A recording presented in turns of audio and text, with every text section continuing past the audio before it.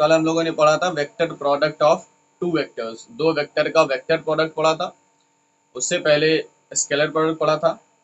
तो यहाँ तक टॉपिक खत्म। हाँ, प्रॉपर्टीज भी हो गई थी। आज जो टॉपिक है, ये vector motion in a plane का एक नया टॉपिक है। मोशन इन अ प्लेन का एक नया टॉपिक है। पहले ये अलग चैप्टर में दिया होता था, मतलब ये अलग से चैप्टर बना करके दिया गया था प्रोजेक्टाइल मोशन करके। बट बाद में कहा गया कि नहीं, प्रोजेक्टाइल मोशन में नहीं आएगा, मतलब इस एक अलग से चैप्टर बनाने की ऐसी कोई जरूरत नहीं है, मोशन इन अ प्लेन ही कर देते हैं इसको। तो बाद में इसको इसमें ऐड किया गया, इस चैप्टर में ऐड किया गया मोशन इन अ प्लेन में। नहीं, पहले ये अलग से एक चैप्टर था। तो आज का टॉपिक स्टार्ट करेंगे, प्रोजेक्टाइल मोशन। टॉपिक क्या है? Projectile motion.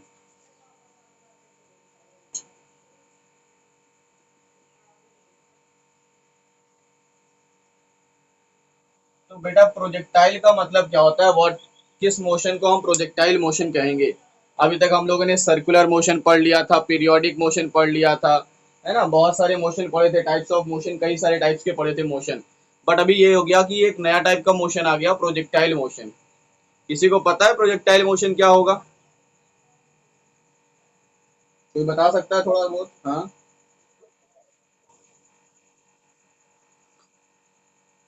पैराबोलिक पाथ कैसे प्रूव करोगे? What is parabola?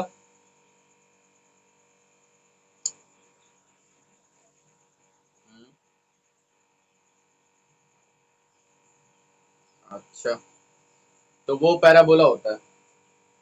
पैराबोला के बारे में भी जानते हो? वो तो पैराबोला की इक्वेशन के बारे में बता रहे हो ना। जैसे सर्कल होता है, सर्कल का शेप, अगर मैंने कहा सर्कल क्या होता है तो आपने कहा सर ये सर्कल है ना। अब मैंने कहा स्क्वायर बताओ तो आप कहोगे भैया ये स्क्वायर है सर। ठीक है, मैं कहूँगा रेक्टेंगल बताओ तो ये रेक्टेंगल बताओगे। पैराबोला कहेंगे तो पैराबोला कैसे बताओगे? हाँ, दिखाओ। ये तो हाफ सर्कल हो गया बेटा।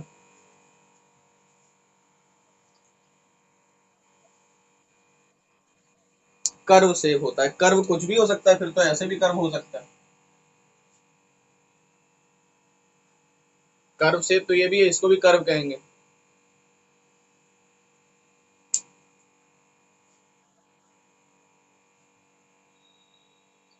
ऐसे ही बस।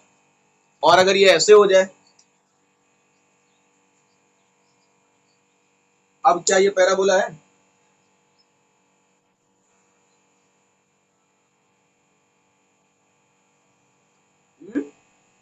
क्या कर दिया? पैराबोला है। अच्छा ये बताओ। अब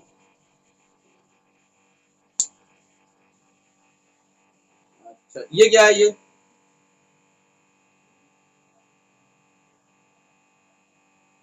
कब पढ़ा इसको?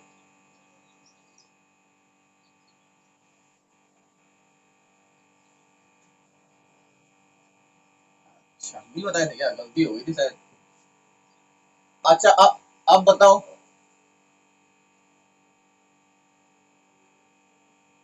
अब क्या है? दो पैराबोला।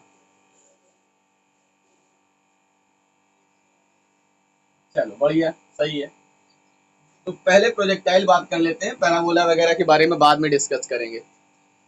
What is projectile? अगर किसी बॉडी को, किसी ऑब्जेक्ट को अर्थ सरफेस से किसी एंगल पर, अर्थ सरफेस के किसी भी एंगल पर अगर हम ऊपर की तरफ उस बॉडी को फेंकते हैं, तो उस बॉडी के पाथ को पैराबोला कहते हैं, या उस मोशन को, उस पाथ को पैराबोलिक पाथ कहते हैं। और उस बॉडी के मोशन को प्रोजेक्टाइल मोशन कहते हैं। देखो है क्या, अगर ये अर्थ सरफेस है, हमने क्या किया, एक बॉडी को थ्रो किया अर्थ सरफेस से थीटा डिग्री एंगल पर, यानी थीटा एंगल पर इस बॉडी को हमने ऊपर की तरफ फेंका है। तो ये ऊपर की तरफ अगर फेंकेंगे तो कुछ इस डायरेक्शन में जा करके यहाँ पर गिर जाएगा। तो ये बॉडी का जो पाथ है, ये रास्ता है, ये कहलाता है parabolic path. It is known as parabolic path, and the motion of a body is known as projectile motion, ठीक है ना। प्रोजेक्टाइल का मतलब होता है किसी ऑब्जेक्ट को थ्रो करना अपवर्ड, ऊपर की तरफ किसी ऑब्जेक्ट को थ्रो करना, वर्टिकली अपवर्ड नहीं थ्रो करना है, ऊपर की तरफ किसी ऑब्जेक्ट को थ्रो करना है, और एंगल यानी अर्थ से कितने एंगल पर, थीटा एंगल पर इसको थ्रो करना है। वर्टिकली अपवर्ड थ्रो कर देंगे तो फिर इक्वेशन ऑफ मोशन अप्लाई होने लगेगा, जो आप लोग जानते हो। हाँ 90 से कम रहना चाहिए एंगल।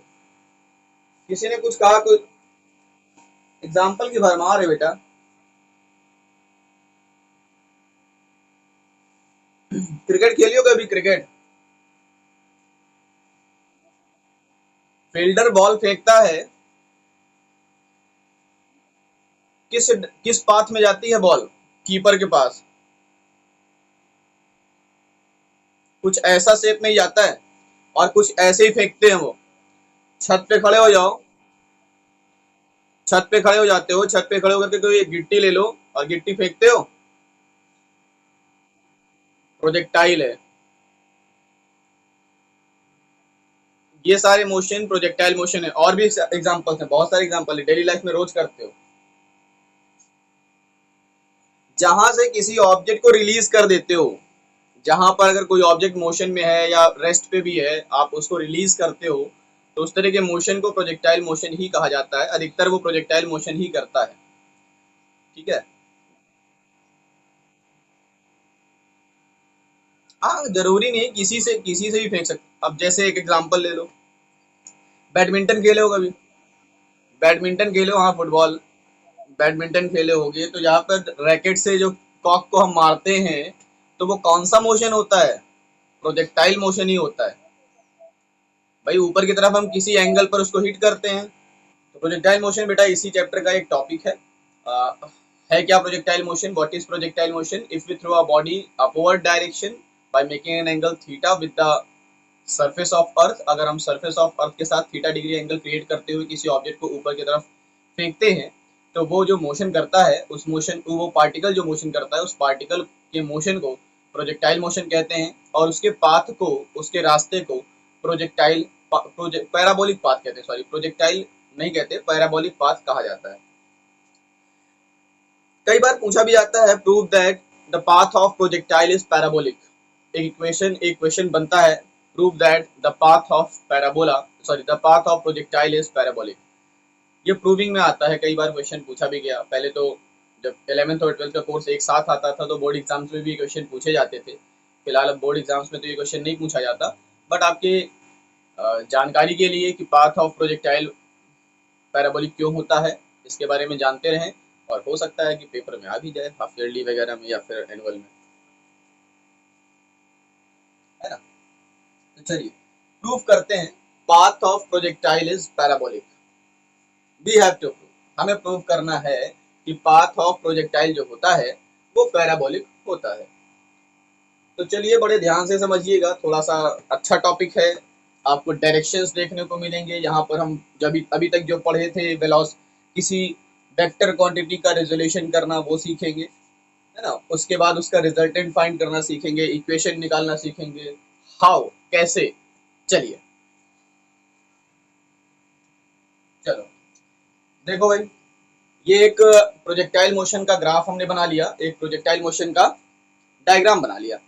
तो यहाँ से क्या करते हैं, यहाँ से इस पॉइंट से किसी ऑब्जेक्ट को ऊपर की तरफ फेंका गया था विथ इनिशियल वेलोसिटी u, यानी u वेलोसिटी से इस ऑब्जेक्ट को, किसी ऑब्जेक्ट को ऊपर की तरफ फेंका गया है। कितने एंगल पर? अर्थ सरफेस से थीटा डिग्री एंगल क्रिएट करते हुए इसको ऊपर की तरफ थ्रो किया गया। ये एक्स एक्सिस थी और ये वाई एक्सिस थी। तो हमने इस पॉइंट को क्या मान लिया, पॉइंट ऑफ रेफरेंस मान लिया। इस पॉइंट को, यानी जिस पॉइंट से इसको थ्रो किया गया था, उस पॉइंट को हमने क्या माना, पॉइंट ऑफ रेफरेंस, या आप कह सकते हो इनिशियल पॉइंट, ठीक है। तो यहां से किसी ऑब्जेक्ट को थ्रो किया गया u वेलोसिटी के साथ। अच्छा बताइए, अगर हम इस u वेलोसिटी के दो कंपोनेंट्स निकालना चाहें, तो क्या इसके हम दो कंपोनेंट्स फाइंड नहीं कर सकते? u एक एक क्या होगा, एक्स एक्सिस के अलॉन्ग होगा एक कंपोनेंट, और दूसरा कंपोनेंट क्या होगा, वाई एक्सिस के अलॉन्ग होगा। जो कंपोनेंट एक्स एक्सिस के अलॉन्ग होगा उसको हम यू एक्स लिख रहे हैं, और जो कंपोनेंट वाई एक्सिस के अलॉन्ग होगा उसको हम क्या लिख देते हैं, यू वाई लिख देते हैं। कोई दिक्कत होगी? तो बताओ ux की वैल्यू क्या होगी और uy की वैल्यू क्या होगी? वेरी गुड बेटा। u cos थीटा और u sin theta, these are the values of horizontal component of velocity and vertical component of initial velocity u। अच्छा, जब हम यहां से यहां तक गए, इस पॉइंट तक गए, तो बताइए इस बॉडी की क्या हॉरिजेंटल वेलोसिटी और वर्टिकल वेलोसिटी में कोई चेंजेस आएंगे? कंपोनेंट में कोई चेंजेस आएगा? हॉरिजेंटल वेलोसिटी में नहीं आएगा, वर्टिकल वेलोसिटी में चेंज आएगा। चलिए, सही बात। यानी ये चेंज हो जाएगा कुछ और ये चेंज नहीं होगा। इस पॉइंट पर देखें, इस पॉइंट पर, हाईएस्ट पॉइंट पर, हाईएस्ट पॉइंट पर वर्टिकल वेलोसिटी 0 हो जाएगी और हॉरिजॉन्टल वेलोसिटी वही रहेगी। यही कहना चाहते हैं? बिल्कुल। तो यहाँ पर हमारी हॉरिजॉन्टल वेलोसिटी यानी यू वाई क्या हो गई? 0 हो गई, और यू एक्स जो है वो अभी भी बना हुआ है ना, हाईएस्ट पॉइंट पर। तो इसकी वैल्यू हम वाई मान लेते हैं। ये जो डिस्टेंस है, distance covered is y. Highest point क्या है हमारी? वाई है। ठीक है, हाईएस्ट पॉइंट को हमने क्या मान लिया? वाई मान लिया। या आप एक्स मान सकते हो, सॉरी एक्स नहीं, एच मान सकते हो। हाईएस्ट पॉइंट को एच मान लीजिए, कैपिटल एच से शो कर लेते हैं हाईएस्ट पॉइंट को। ठीक है, तो अब देखिए डिस्प्लेसमेंट, अगर मान लेते हैं यहां से यहां तक पहुंचने में टोटल टाइम टी लगा होगा, इस ऑब्जेक्ट को यहां से यहां तक पहुंचने में टोटल टाइम टी लगा होगा, तो बताइए कि डिस्प्लेसमेंट अलोंग हॉरिजॉन्टल डायरेक्शन क्या होगी? डिस्प्लेसमेंट इन या along x axis, x axis के अलोंग डिस्प्लेसमेंट कितनी होगी भाई? बताओ। डिस्प्लेसमेंट, बेटा डिस्प्लेसमेंट यहां से यहां तक पहुंचे हो, x is equals to u x into t. X is equals to, हाँ रेंज ना, x is equals to u x into t, क्योंकि इस डायरेक्शन के अलोंग जो वेलोसिटी है वो कम नहीं हो रही है, न घट रही है न बढ़ रही है। ux है तो ux ही है, तो क्या हो जाएगा? ux into T. तो x इज इक्वल्स टू आ जाएगा u cos theta into T. यहाँ से t की वैल्यू निकालेंगे तो क्या मिलेगा बेटा? x upon you cos theta, x upon you cos theta. और टाइम t पर, टाइम t पर डिस्टेंस अगर हम किसी भी टाइम t पर, हम जरूरी नहीं यहाँ से यहाँ तक की बात कर रहे हैं, हम यहाँ से यहाँ तक की बात कर रहे हैं, कंपलसरी नहीं है। किसी भी टाइम t पर डिस्प्लेसमेंट का इक्वेशन क्या होगा? Displacement along y axis. तो y एक्सिस का इक्वेशन क्या होगा? अलोंग y एक्सिस अगर हम लिख दें तो अलोंग y एक्सिस का डिस्प्लेसमेंट का इक्वेशन क्या होगा भाई? Along y axis y is equals to u y t minus half g t square होगा कि नहीं होगा? बताओ। हमने यू वाई क्यों लिखा हुआ है? क्योंकि ये अलोंग वाई डायरेक्शन की बात कर रहे हैं, तो जो वेलोसिटी लगेगी वो भी अलोंग वाई एक्सिस की ही लगेगी। ठीक है, तो यहां से यू वाई की value u sine theta, t की वैल्यू क्या है? X upon u cos theta minus half g t square यानी x square upon u square cos square theta. समझ में आया? यू से यू कैंसिल हो गया, ये हो जाएगा tan theta x minus half g upon u square cos square theta x square, और ये बन गया वाई। ये जो इक्वेशन है वो किसका इक्वेशन होता है? ये होता है पैराबोला का इक्वेशन, ये होता है पैराबोला का equation. This shows that the path of projectile is parabolic, the path of projectile is parabolic, क्योंकि ये इक्वेशन पैराबोला का होता है। क्यों पैराबोला का है ये इक्वेशन? आप इसका रीजन लिख सकते हैं, because here x axis is quadratic and y axis is linear. अगर किसी इक्वेशन में एक एक्सिस, अगर किसी इक्वेशन में एक एक्सिस क्वाड्रेटिक हो और दूसरी एक्सिस लीनियर हो तो वो इक्वेशन पैराबोला का इक्वेशन होता है। जिस प्रकार से आप लीनियर का इक्वेशन, अगर किसी लीनियर इक्वेशन को आप सॉल्व करते हो तो लीनियर इक्वेशन में पावर 1 होती है, और क्वाड्रेटिक इक्वेशन की पावर 2 होती है। तो देखिए एक वेरिएबल जो हमारा एक्स एक्सिस वाला है वो स्क्वायर में है, क्वाड्रेटिक में है, और जो हमारी वाई एक्सिस है वो लीनियर फॉर्म में है, मतलब उसकी पावर 1 है। तो ये क्या बन जाएगा, पैराबोला का इक्वेशन बन जाएगा। तो आपको ये याद रखना है कि पैराबोला का इक्वेशन का फॉर्म कैसा होता है, किस फॉर्म का होता है। तो एक एक्सिस हमारी होती है क्वाड्रेटिक की और एक एक्सिस होती है हमारी लीनियर की। तो उस तरह के इक्वेशन को पैराबोला का इक्वेशन कहा जाता है, और वो ये जो इक्वेशन दिख रहा है वो उसी फॉर्म का दिख रहा है। इस वजह से ये जो इक्वेशन है वो उसी फॉर्म का दिख रहा था, इस वजह से the path of projectile is parabolic, hence proved. किसी को कोई समस्या, कोई दिक्कत, कोई परेशानी, समझ में आ गया है? अब हमें तीन चीजें फाइंड करनी है, तीन चीजें फाइंड करनी है बेटा। एक तो फाइंड करना है क्या, इस इक्वेशन से हमें तीन चीजें और निकाल सकते हैं। हम निकालेंगे time of flight. Time of flight का मतलब है कितने समय तक ये फ्लाइट किया, कितने समय तक ये हवा में था, हम वो फाइंड करना चाहेंगे। हम फाइंड करना चाहेंगे रेंज इसकी क्या थी, मतलब यहाँ से यहाँ तक की डिस्प्लेसमेंट कितनी थी, यहाँ से यहाँ तक की क्या डिस्टेंस होगी, और प्रोजेक्टाइल मोशन में कितनी मैक्सिमम हाइट गेन करेगा ये ऑब्जेक्ट। ये तीन चार चीजें हम फाइंड करने वाले हैं, ठीक है? बोलो। ऐसे बोल दिया करो ना, अच्छा लगता है। रफ करें इसको। चलिए,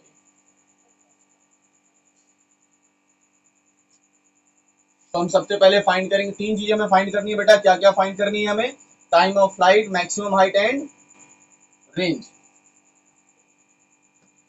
रेंज रेंज रेंज तीन चीजें फाइंड करनी है। हमारे पास ux की वैल्यू है u cos थीटा और uy की वैल्यू है u sin theta.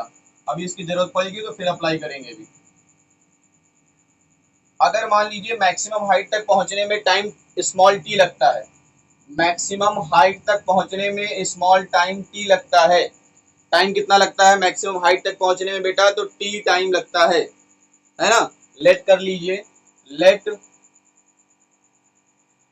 The time taken, the time taken to reach maximum height, maximum height of projectile motion b small t। अगर मैक्सिमम हाइट तक पहुंचने में स्मॉल टी टाइम लगता है तो बताइए यहाँ पर फाइनल वेलोसिटी क्या हो गई? यहाँ पर फाइनल वेलोसिटी क्या हो गई है? 0। तो v is equals to, from लिख लीजिए, from v is equals to u minus g t. इसका अप्लाई करेंगे फॉर्मूला, तो v की वैल्यू 0 हो गई, u की वैल्यू u है, माइनस g की वैल्यू है कितना बेटा?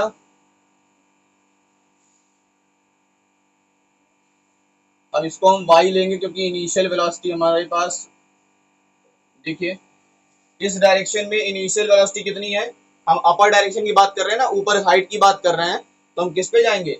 वर्टिकल कंपोनेंट लेंगे ना, तो इसलिए यू वाई लिया गया है और जी टी आ जाएगा। तो टी इज इक्वल टू क्या आ जाएगा बेटा? U y upon g. तो t is equal to u sine theta upon. अब देखो जितना टाइम यहां से यहां तक जाने में लगेगा उतना ही टाइम यहां से यहां तक आने में लगेगा। तो टोटल टाइम क्या हो जाएगा? टोटल टाइम ऑफ फ्लाइट क्या हो जाएगा? तो टाइम ऑफ फ्लाइट क्या हो जाएगा? Time of flight t is equal to 2u sine theta upon g. ये मिल गया बेटा total time of flight. Time of flight हमें मिल गया formula 2u sine theta upon g, ठीक है? समझ में आ गया तो रफ करें। नेक्स्ट डेरिवेशन बताएं आपको मैक्सिमम हाइट के लिए। मैक्सिमम हाइट के लिए देखिए बेटा ये इक्वेशन लगाएंगे क्या, y या s इज इक्वल टू या h is equal to u t plus half a t square. तो h is equal to u y t, सबके साथ ऐसा है। अच्छा, h is equal to u y t minus half g t square, ये आएगा। अगर हम मैक्सिमम हाइट फाइंड करना चाहते हैं तो यू वाई की वैल्यू कितनी होगी बेटा, तो यू साइन थीटा हो जाएगी, है ना। इसकी वैल्यू कितनी होगी बेटा, टी की वैल्यू अभी हम लोगों ने फाइंड की थी, यू सॉरी टू यू नहीं था, u sine theta upon g था, यू साइन थीटा अपॉन जी।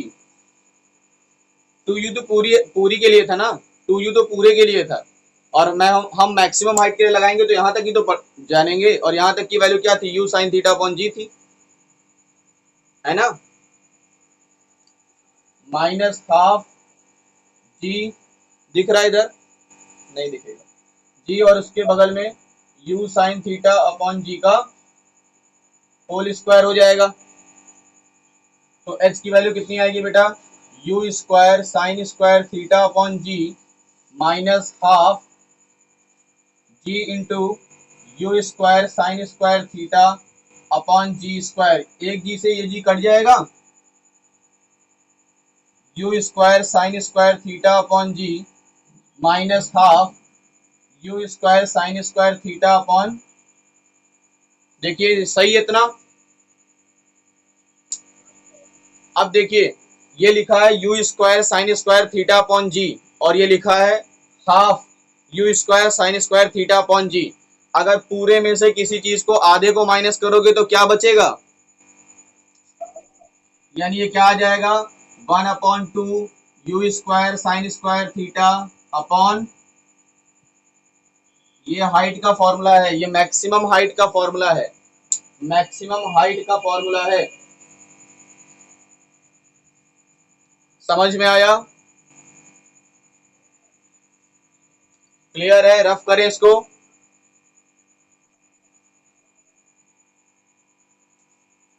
स्क्रीनशॉट ले लिया ना,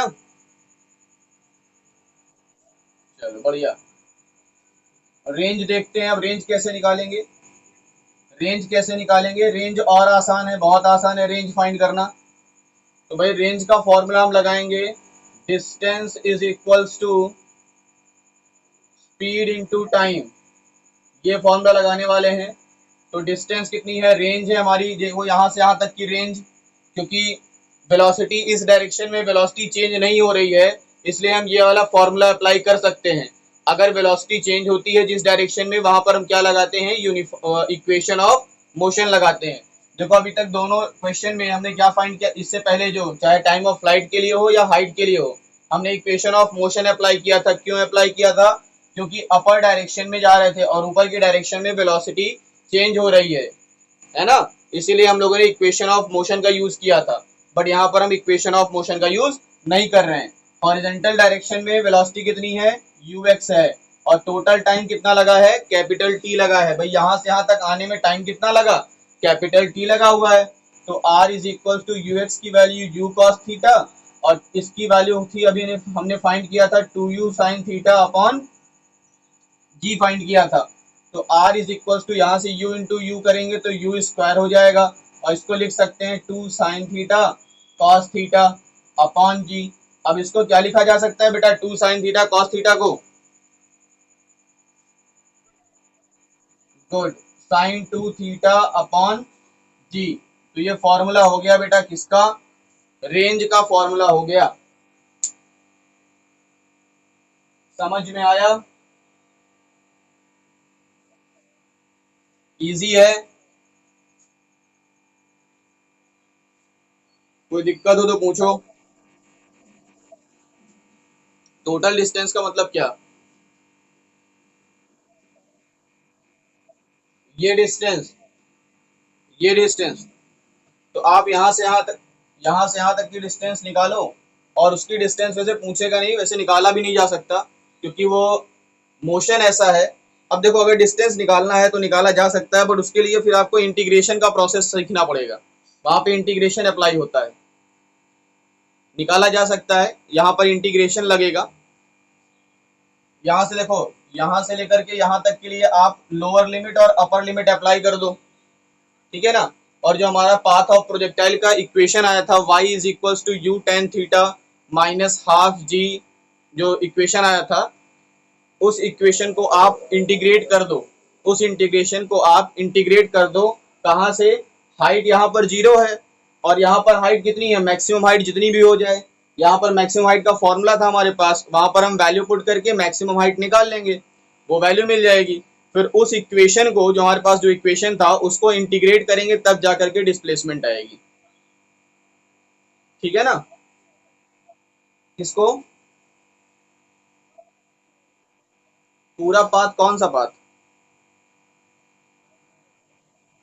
बेटा, यहाँ से फिर यहाँ तक हमें अगर देखना चाहते हो, फिर यहाँ पर होगा क्या, उस पाथ को पूरा इसलिए नहीं ले सकते क्योंकि यहाँ पर इनिशियल और यहाँ पर जो हमारी लिमिट होती है, जो लिमिट होती है ना, इनिशियल लिमिट और फाइनल लिमिट, वो दोनों इक्वल हो जाएगी। देखो, इनिशियल लिमिट और फाइनल लिमिट इक्वल हो जाएगी एच के लिए, हाइट के लिए।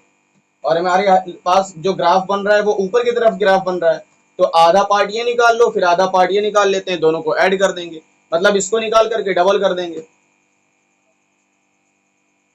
है ना। समझ में आया कुछ, अगर निकालना चाहो तो उस तरह से निकाला जा सकता है, बट बहुत कॉम्प्लिकेटेड हो जाता है और वो अभी आपको पढ़ना भी नहीं है उतना टफ। अच्छा, नहीं नहीं, क्लास 12th में इंटीग्रेशन पढ़ेंगे, बट इस लेवल तक का इंटीग्रेशन नहीं पढ़ेंगे। वहां पर वो एक दो क्वेश्चंस आपको ऐसे मिलेंगे एप्लीकेशंस ऑफ इंटीग्रेशन के, जहां पर आप लोग ब्रिजेस की डिस्टेंस फाइंड करना चाहोगे, ब्रिज के ऊपर जो रोप लगी होती है वो सारी डिस्टेंस फाइंड करना चाहते हैं, ये सब चीजें का एप्लीकेशन आप सीखोगे। एक ब्रिज की लंबाई इतनी है तो कितने कितने डिस्टेंस पर रोप लगाएं जिससे ब्रिज टूटे नहीं। जैसे अब हमारे वो नैनी वाला पुल जो बना हुआ है ना, रोप से ही तो बना हुआ है ना वो, तो दो पिलर, जो उसमें दो पिलर बंधे हुए हैं, दो पिलर कितनी डिस्टेंस पर लगाए जाए, रोप कितनी डिस्टेंस पर बांधी जाए कि वो जो ब्रिज है वो टूटे ना, इतना लोड सहने के बाद, ये सारी चीजें मैथमेटिक्स से ही है। सारी चीजों का कैलकुलेशन जो किया जाता है वो फिजिक्स और मैथमेटिक्स के बेस पर किया जाता है। पहले आप मास मेजर करते हो, कितनी क्षमता हो सकती है, इतने से ज्यादा वेट को अगर हम दे देंगे तो टूटने के चांसेस ज्यादा हो जाएंगे, है ना। तो वहां पर सारी चीजें जो है, इलास्टिसिटी निकालते हैं, फिर इलास्टिसिटी हम लोग पढ़ेंगे, सेकंड पार्ट का टॉपिक है, इलास्टिसिटी क्या होती है, इलास्टिसिटी वाला टॉपिक पढ़ेंगे। तो बहुत सारी चीजें ऐसी हैं जो इम्प्लीमेशन करने के बाद फिर फाइनली जाकर के कोई चीज बनती है। तो बहुत सारे मैथ लगता है, बहुत सारा फिजिक्स लगता है। समझ में आया है ये। चलो, अब हो सकता है ऐसा, हम ये जानना चाहते हैं कि क्या same angle, different different angle के लिए सेम रेंज मिल सकता है क्या। हम ये फाइंड करना चाहते हैं कि क्या डिफरेंट डिफरेंट एंगल के लिए हमें सेम रेंज मिल सकता है क्या। हम चाहें किसी ऑब्जेक्ट को किसी और एंगल पर थ्रो कर दें, हम चाहें किसी ऑब्जेक्ट को किसी और एंगल पर थ्रो कर दें, और दोनों पर रेंज हमें सेम मिले, दोनों पर रेंज हमें सेम मिले, क्या ऐसे कोई दो पॉइंट्स मिलेंगे, क्या ऐसे कोई दो एंगल्स मिलेंगे। तो वो हम फाइंड करना चाहेंगे सेम रेंज के लिए दो एंगल, सेम रेंज के लिए, हाँ, 30 और 60। चलो देखते हैं, सेम रेंज के लिए दो एंगल 30 डिग्री और 60 डिग्री, जैसा इन्होंने कहा कि ऐसा होगा। अच्छा, मैक्सिमम रेंज, गुड, सही है। अच्छा ये बताओ कि दो एंगल जो हैं उसके लिए रेंज तो हो गया, मैक्सिमम रेंज किस एंगल पर मिलेगा। 45 डिग्री पर हमें मैक्सिमम रेंज मिलेगी, सही है। देखो भाई, रेंज हमारा फॉर्मूला होता है u square sine 2 theta upon g, ये फॉर्मूला होता है। अगर हमें आर मैक्सिमम चाहिए तो इसकी वैल्यू मैक्सिमम होनी चाहिए, साइन 2 थीटा की मैक्सिमम होनी चाहिए। For R max sine 2 theta should be equal to 1, क्योंकि साइन थीटा की मैक्सिमम वैल्यू क्या हो सकती है, 1 हो सकती है। तो हमने sine 2 theta is equal to sine 90 लिख लिया, 2 theta is equal to 90 degree, तो theta is equal to 45 degree. यानी अगर किसी ऑब्जेक्ट को हम अर्थ सरफेस से 45 डिग्री एंगल पर फेंकते हैं तो क्या होगा, वो मैक्सिमम रेंज। हाँ, अगर हम वेलोसिटी वही रखें, हर एक एंगल के लिए वेलोसिटी वही रख रहे हैं, वेलोसिटी में चेंज नहीं कर रहे हैं, तो डिफरेंट डिफरेंट एंगल पर आप रेंज फाइंड करोगे तो मैक्सिमम रेंज आपको 45 डिग्री एंगल पर मिलेगा। इसीलिए इसीलिए आप लोग देखते होंगे जो डिस्कस थ्रो वाले जो जो थ्रो करते हैं, है ना, वो लोग अधिकतर 45 डिग्री एंगल पर थ्रो करते हैं। एंगल कितना बनाने की कोशिश करते हैं, या भाला फेंकने वाले होते हैं जो दूरी तक फेंक सके भाला को, हाँ जैम्बलिंग थ्रो जैसे कहते हैं। तो इस तरह के थ्रो जो किए जाते हैं वो 45 डिग्री एंगल पर किए जाते हैं, जिससे वो मैक्सिमम रेंज को प्राप्त कर सके, मैक्सिमम रेंज उनको मिल सके, है ना। अब चलिए, दो एंगल के लिए कौन कौन से एंगल ऐसे होंगे जिनके लिए ये वैल्यू हमें क्या मिल सकती है, इक्वल रेंज मिल सकता है। तो मान लीजिए एक एंगल होगा थीटा, तो दूसरा होगा 90 माइनस थीटा, है ना। तो यहां पर पुट करते हैं, आ गया समझ में, कर लोगे इसको क्या, मैं मुझे बताने की जरूरत है, पता है बुक में लिखा भी होगा, वैसे देखे होगे, चलो ठीक है, इसको बता नहीं रहे फिर। तो देखो प्रोजेक्टाइल मोशन में इतना ही टॉपिक था, आपको अब क्वेश्चंस लगाने हैं प्रोजेक्टाइल मोशन के, और एक टॉपिक बचा हुआ है रिलेटिव मोशन। हाँ, maximum height, maximum height you square upon 2g, नहीं पता था क्या?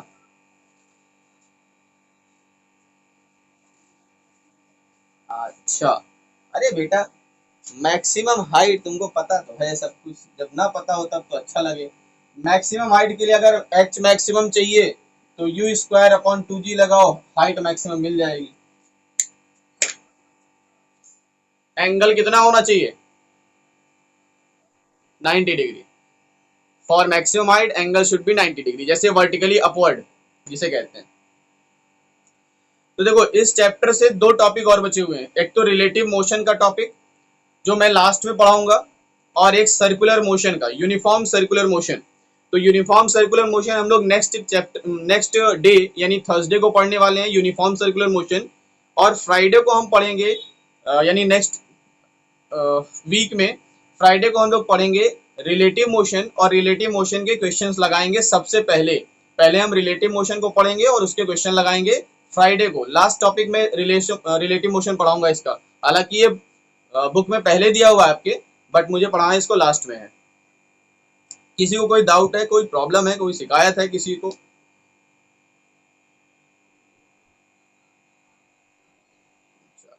बढ़िया।